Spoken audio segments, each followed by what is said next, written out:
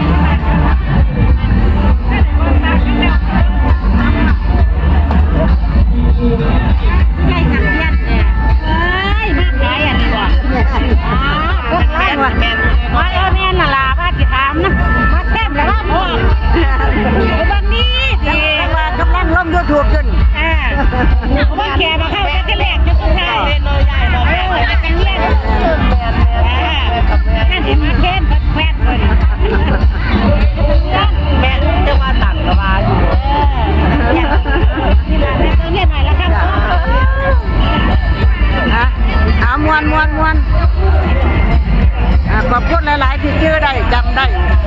ท่านครับในยายเสวียนหน่อย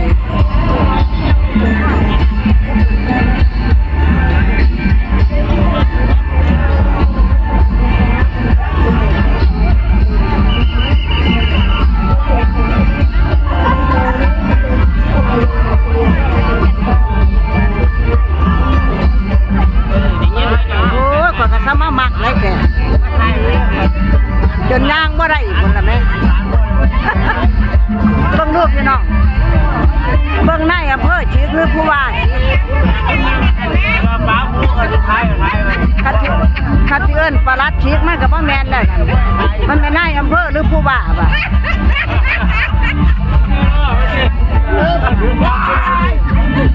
เจ้าย่าทั้งก้นใส่แม่ทั้งก้นใส่บ่เป็นกาดว่า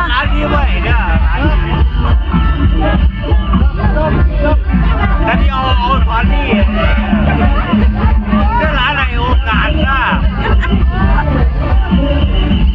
โอ้ยแม่เฒ่าแล้วยักษ์เฒ่าแม่ทอร้องกันทำได้อาจารย์มันจะแจ้วกันเอาเราอาจารย์มันแจ้วกันไม่ใช่เสียงมันกระเป๋าเลยว่าถ้ามันพาธรรมยุทธ์เลยมวนเด็ดกับบ่เห็นได้ที่กับบ่ได้ฝนกับบ่ตกตามต้องตามฤดูกาล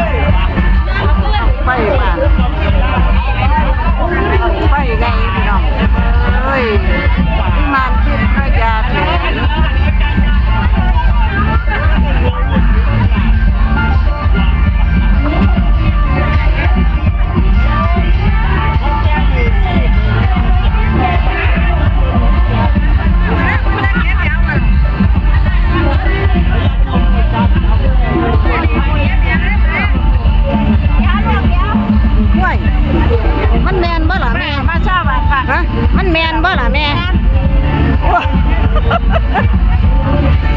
ป้า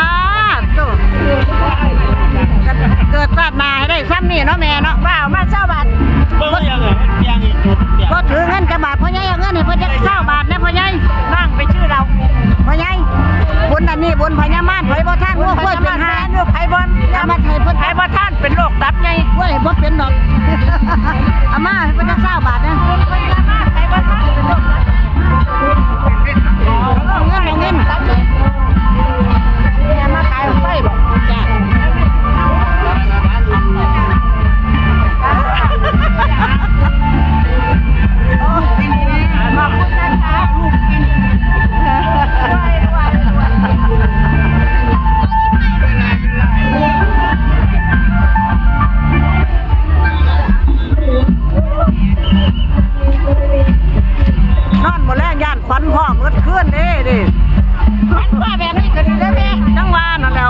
ปัดกินน้